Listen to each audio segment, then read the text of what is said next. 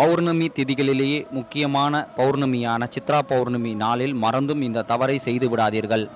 நாம் செய்கின்ற வினையெல்லாம் மாற்றக்கூடிய மகா சக்தி வாய்ந்த நாளும் கூட.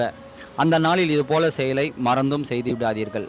அதன் பின் வருந்தி எந்த ஒரு பலனும் கிடைக்கப் போவது இல்லை. நாம் செய்யும் பாவ புண்ணியம் தர்மம் அத்தனையும் எழுதக்கூடிய சித்திரகுப்தர் அவதரித்த நாளும் மே மாதம் 1ஆம் தேதி அன்று வருகிறது. அந்த நாளில் பௌர்ணமி என்பதால் அந்த நாள் எந்த ஒரு தவறான காரியமும் நமது புண்ணியத்தை முழுவதுமாக அளித்துவிடும். அது என்ன என்பதை தெரிந்து கொள்ள நமது சேலம் சிவனருள் சேனலை சப்ஸ்கிரைப் செய்து கொண்டு உங்கள் நண்பர்களுக்கு ஷேர் செய்யுங்கள். ஓம் முருகா என கமெண்ட் செய்யுங்கள். அந்த நாளில் நீங்கள் பல பேருக்கு நல்ல உணவோ உடையோ கொடுத்தாலும் மனதில் எந்த ஒரு தீய எண்ணத்துடன் கொடுக்கும்போது அது ஒரு எந்த நல்ல பலனையும் தராது. வீட்டில் இருப்பவர்களையோ உங்களிடம் வேலை செய்பவர்களையோ மனதால் திட்டும் பொழுதும் மனதால் அவர்களை கோபப்படுத்தும் செயல்கொள் நீங்கள் வைத்து பேசும்போது அது எந்த ஒரு நல்ல பலனையோ எந்த ஒரு தான தர்மத்தையோ உங்களுக்கு ஈடாக கிடைக்காது. அது அத்தனையுமே அசுப கணக்கில் எழுதுவார் சித்திரகுப்தன்.